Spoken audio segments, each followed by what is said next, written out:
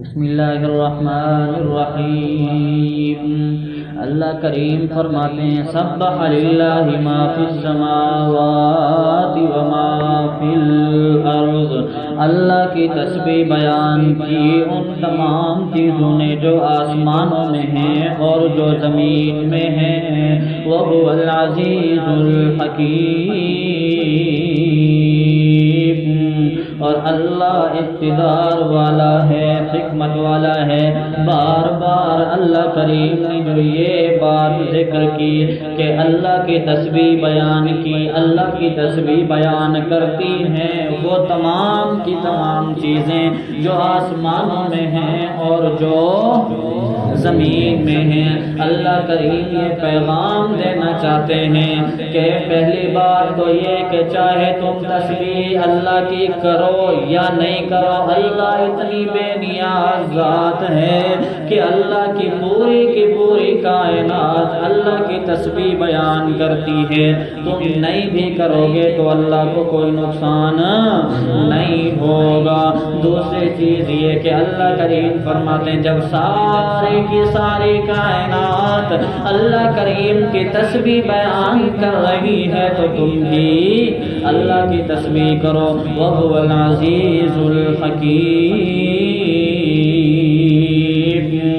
اور اللہ غالب ہے، اقتدار والا ہے، یعنی کوئی بھی مجرم پوری کی پوری کائنات میں اللہ کی گرفت سے بچ نہیں سکتا۔ الحکیم، اللہ کسی کام کے کرنے کا حکم دیتا ہے، اس میں بھی ہمارا فائدہ، کسی کام کے نہ کرنے کا اللہ کہتا ہے تو اس کے اندر بھی کوئی نہ کوئی حکمت اور اس کے اندر بھی ہمارا فائدہ۔ آگے اللہ کریم فرماتے ہیں وَالَّذِي أَخْرَجَ الَّذِينَ كَفَرُوا مِنْ أَهْلِ الْكِتَابِ مِنْ دِيَارِهِمْ لِأَوَّلِ الحشر۔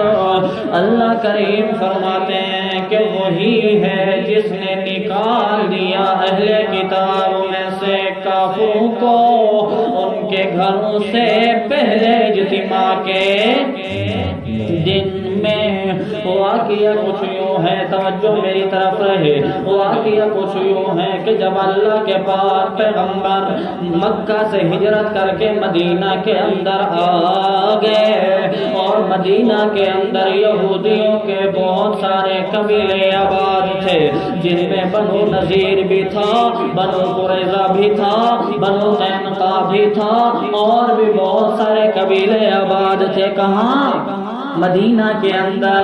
تو اللہ کے پاک پیغمبر نے ان سے معاہدہ کر لیا کہ ہم جو ہے آپس میں جنگ نہیں کریں گے، اور کوئی مدینہ کے اوپر حملہ کرے گا تو ہم آپس میں مل کر اس کا دفاع کریں گے، اس کے ساتھ جنگ کریں گے۔ بات سمجھ آ رہی ہے؟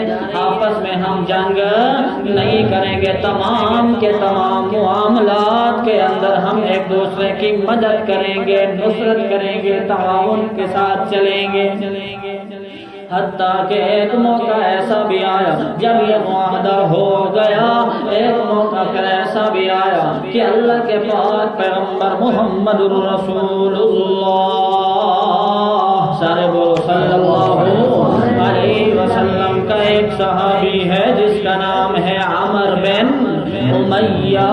یہ عمر بن امیہ سے غلطی سے قبیلہ بنو عامر کے اور ایک روایت کے مطابق قبیلہ بنو کلاب کے 2 آدمی غلطی سے قتل ہو گئے۔ اب وہ دیت کا مطالبہ کرنے کے لیے آئے اللہ کے پاک پیغمبر سے۔ اب اللہ کے پاک پیغمبر محمد الرسول اللہ دیت دینے کے سلسلے میں، دیت کی ادائیگی کے سلسلے میں جو ہے تو کہ ان کے ساتھ معاہدہ تھا ان قبائل کے ساتھ. اللہ کے پاک پیغمبر قبیلہ بنو نذیر کے پاس جاتے ہیں. حضرت ابوبکر صدیق بھی ساتھ, حضرت عمر فاروق بھی ساتھ, حضرت عثمان غنی بھی ساتھ, اور بھی کچھ صحابہ اللہ کے پاک پیغمبر کے ساتھ ہوتے ہیں. اللہ کے پاک پیغمبر قبیلہ بنو نذیر کے پاس جاتے ہیں. کہاں جاتے ہیں؟ قبیلہ بولو نا, کبھی کون سے قبیلے کے پاس؟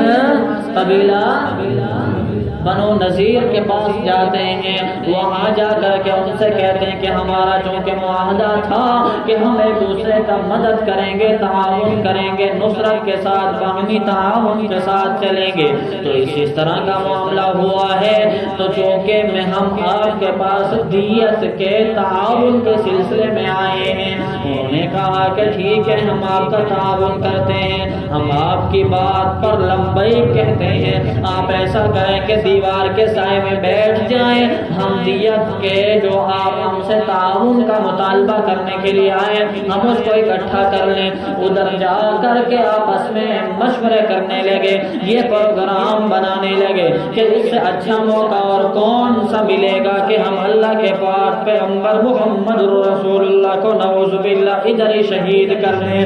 کوئی ایک بندہ دیوار کے اوپر چڑھ جائے, اوپر سے جا کر کے پتھر گرا دے, اور نیچے اللہ کے پاک پیغمبر جو ہے شہید ہو جائیں. حتیٰ کہ بات یہاں تک آ گئی کہ پتھر گرائے گا کون؟ تو ایک شخص تھا, اس کا نام تھا عمر بن جحاش. اس نے کہا کہ یہ کام میں کروں گا, اوپر سے پتھر میں گراؤں گا نعوذ باللہ اللہ کے پاک پیغمبر کے اوپر. جب یہ بات ہو رہی, جب یہ مشورے ہو رہے, جب یہ پروگرام بن رہے, تو ادھر سے اللہ کریم نے آواز دی, او جبرائیل. فرمایا جی رب جلیل. فرمایا جا جا جا جا, آج قبیلہ بنو نذیر کے لوگ میرے محبوب, میرے دوست, میرے پاک پیغمبر کو شہید کرنے کی سازشیں کر رہے ہیں. جا میرے پاک پیغمبر کو جا کر کے بتا دے کہ یہاں سے اٹھ کر کے فوراً چلے جائیں. جب جبرائیل آئے اللہ کے پاک پیغمبر کے پاس, تو اللہ کے پاک پیغمبر کو جیسے ہی پتا چلا ان قبیلہ بنو نذیر کے لوگوں کو کچھ کہے بغیر وہاں سے اٹھ کر کے چلے گئے. اللہ کے پاک پیغمبر جب مدینہ منورہ پہنچتے ہیں, وہاں جا کر کے قاسم محمد بن مسلمہ کے ہاتھ پیغام بھجواتے ہیں, جا کر کے قبیلہ بنو نذیر کے لوگوں کو کہہ دو کہ مدینہ چھوڑ کے چلے جائیں. جو ہم نے معاہدہ کیا تھا تم نے اس معاہدے کی خلاف ورزی کی, اور تم نے محمد رسول اللہ کو اللہ کے پاک پیغمبر کے ساتھ دشمنی کی ہے, لہذا تم مدینہ چھوڑ کر چلے جاؤ یہاں سے. جب ان کے پاس یہ پیغام پہنچا, ادھر سے منافقین فوراً ادھر آئے قبیلہ بنو نذیر کے لوگوں کے پاس, آ کر کے کہا نہیں نہیں بابا, نہیں نہیں, تم جو ہے مدینہ چھوڑ کے نہ جانا.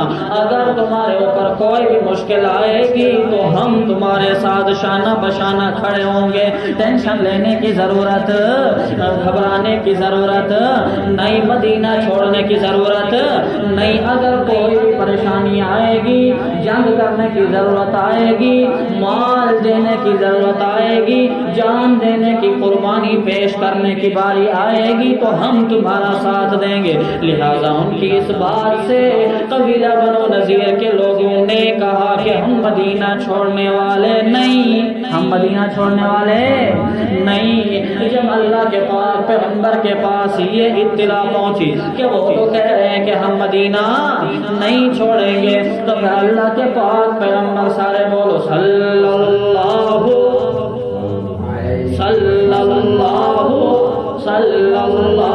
علیہ وسلم نے صحابہ کرام سے فرمایا کہ جنگ کے لیے تیاری کرو. صحابہ کرام جنگ کی تیاری میں لگ گئے, جنگی ساز و سامان تیار ہو گیا. اللہ کے پاک پیغمبر کے جلیل القدر صحابہ جنگ کے لیے تیار ہو گئے. ہاں جی, یہ اسلحے تیار, ادھر سے لشکر تیار. اللہ کے پاک پیغمبر محمد رسول اللہ کی بہادر فوج تیار ہو گئی. قبیلہ بنو نذیر کے ساتھ جنگ کرنے کے لیے ادھر سے جب یہ روانہ ہوئے جا کر کے پورے قبیلہ بنو نذیر کا محاصرہ کر لیا، چاروں طرف سے گھیر لیا اور ان کے کھجور کے جو درخت تھے کچھ کو کاٹ دیا، کچھ کو جلا دیا، کیونکہ وہ نشانے کے اندر رکاوٹ بن رہے تھے، حملے کے اندر رکاوٹ بن رہے تھے۔ اور اس کے اندر ذلت بھی تھی قبیلہ بنو نذیر کی کہ جس کے اوپر تم اعتماد اور بھروسہ کر کے بیٹھے ہو انہی چیزوں کو ختم کیا جا رہا ہے۔ سمجھ آ رہی ہے؟ سمجھ آ رہی ہے؟ انہی چیزوں کو ختم کیا جا رہا ہے، کچھ درخت کاٹ دیے، کچھ کو جلا دیا، حتیٰ کہ مفسرین فرماتے ہیں کہ 15 دن تک یہ محاصرہ رہا۔ ادھر سے جب ان قبیلہ بنو نذیر کے لوگوں نے دیکھا کہ کھانے پینے کا سامان بھی ختم ہو رہا ہے، اگر کھجوروں کے اوپر ہم بات کریں بھروسہ کرتے تھے تو وہ بھی کاٹ دیے گئے، کچھ جلا دیے گئے، اور ادھر سے منافقین نے جو یہ کہا تھا کہ ہم تمہارا ساتھ دیں گے وہ بھی ساتھ دینے کے لیے آئے نہیں، وہ بھی ساتھ دینے کے لیے آئے نہیں، لہذا ایک ہی حل ہے کہ ہم ہاتھ کھڑے کر دیں۔ تو جب انہوں نے یہ صورتحال دیکھی تو کہا کہ ہم جو ہے مدینہ چھوڑنے کے لیے تیار ہیں، ہاتھ کھڑے کر دیے۔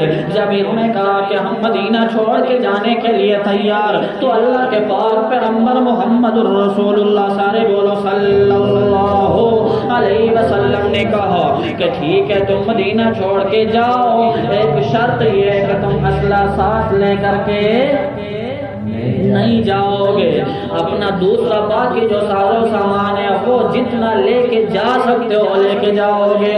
تو اس طرح انہوں نے اسلحہ تو نہیں لیا، باقی جو دروازے تھے، کھڑکیاں تھیں، گھر کا سارا سامان، چار مہیا جو بھی چیزیں تھیں، اپنے گھروں کے دروازوں کو اپنے ہاتھوں سے اکھیڑ رہے تھے، مسلمان بھی ان کی عمارتوں کو توڑ رہے تھے تاکہ وہ سامان جو ہے جتنا ان کے ہاتھ میں آئے، جتنی طاقت رکھتے ہیں وہ اپنے ساتھ لے کر کے جائیں۔ حتیٰ کہ یہ ان کے ساتھ معاملہ پیش آیا، انہوں نے جو ہے اس صورتحال کے اندر یہاں سے جو جتنا سامان ان کے ہاتھ لگا، جتنا ان کے بس میں ہوا، وہ لے کر کے قافلے کی صورت میں، جشن کی صورت میں مدینہ چھوڑ کے یہاں سے خیبر چلے گئے۔ کچھ تو خیبر میں آباد ہو گئے اور کچھ شام کے اندر چلے گئے۔ اسی صورتحال کو اللہ کریم نے یہاں بیان فرمایا اور یہ بھی بیان فرما دیا کہ جی جناب جی اللہ نے تو ان کے اوپر یہ جلاوت نے لکھ دی تھی، اگر یہ جلاوت نہ ہوتے لعذبهم فی الدنیا،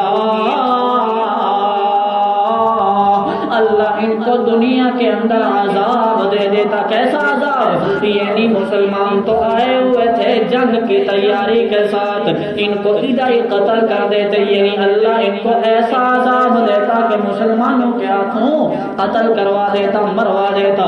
اور یہ صورتحال کیوں پیش آئی، جلاوطن کیوں کیا گیا؟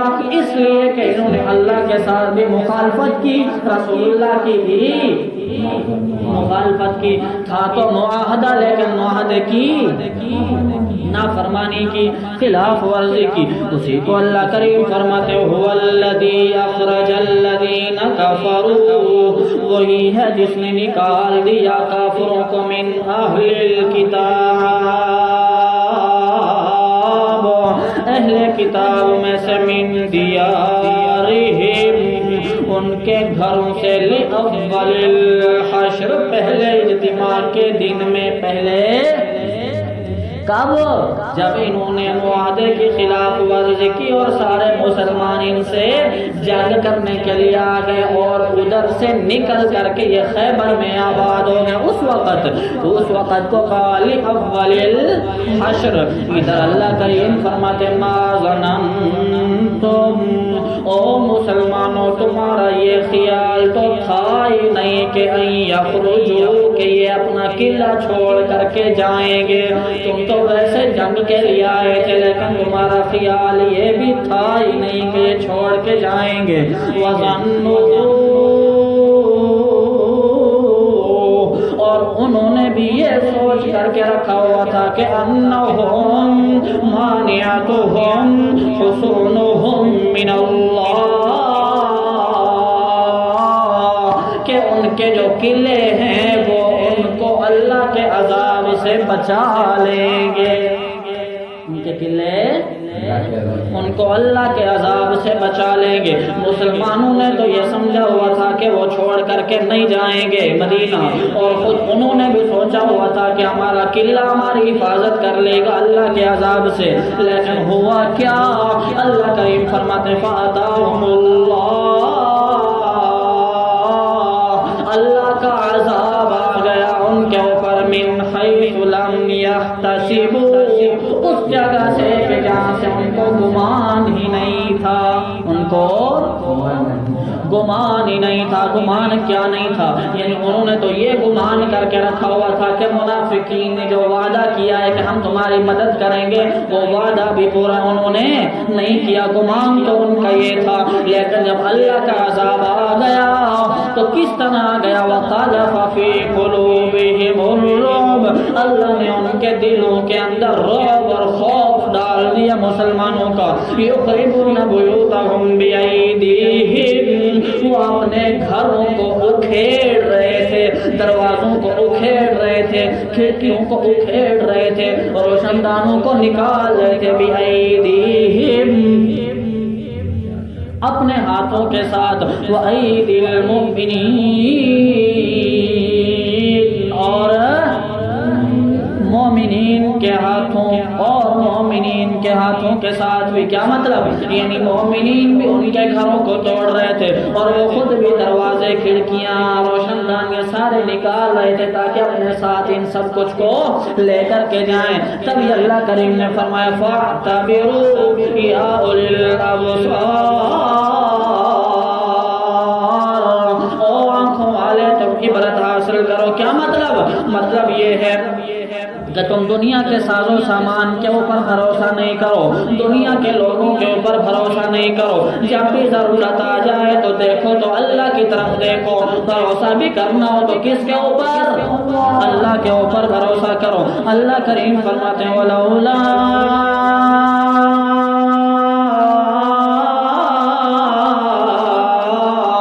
أَن كَتَبَ اللَّهُ عَلَيْهِمُ الْجَلَاءَ لَعَذَّبَهُمْ فِي الدُّنْيَا، اللہ کریم فرماتے ہیں اور اگر اللہ نے ان کے لیے جلاوطنی نہ لکھی ہوتی، کیا مطلب کہ یہ لوگ اگر یہاں سے جلاوطن نہ ہوتے، لَعَذَّبَهُمْ فِي الدُّنْيَا، تو اللہ ان کو دنیا کے اندر ہی عذاب دے دیتا۔ کیسے دنیا کے اندر عذاب؟ یعنی مسلمانوں کے ہاتھوں قتل کروا دیتا۔ اللہ کریم فرماتے ہیں وَلَهُمْ فِي الْآخِرَةِ، اور آخرت میں ان کے لیے عذاب النار، کیا ہے؟ جہنم کا عذاب ہے۔ اللہ کریم فرماتے ہیں کہ چونکہ یہ تو کافر ہیں، یہودی ہیں، مشرک ہیں، دنیا کے اندر بھی ان کے لیے یہ ذلت اور رسوائی ہوئی ہی، اور آخرت کے اندر تو ان کے لیے عذاب ہی ہوگا، جہنم ہی ان کا مقدر ہوگی۔ اللہ کریم فرماتے ہیں یہ سارے کا سارا معاملہ کیوں ہوا، یہ ذلت کیوں ہوئی، یہ رسوائی کیوں ہوئی، یہ جلاوطن ان کو کیوں کیا گیا؟ اللہ کریم فرماتے ہیں ذالک بأنہم، پڑھو نا، شاء اللہ ورسولہ، اس وجہ سے کہ انہوں نے اللہ کے ساتھ دشمنی کی، اللہ کی مخالفت کی، ورسولہ، اور شانا مخالفت، دشمنی، انہوں نے اللہ کی دشمنی کی، انہوں نے رسول اللہ کی دشمنی کی، یعنی اللہ کے ساتھ دشمنی کی، اللہ کی مخالفت کی، رسول اللہ کی مخالفت کی، اور جو اللہ کی مخالفت کرتا ہے تو پھر اللہ اسے سخت عذاب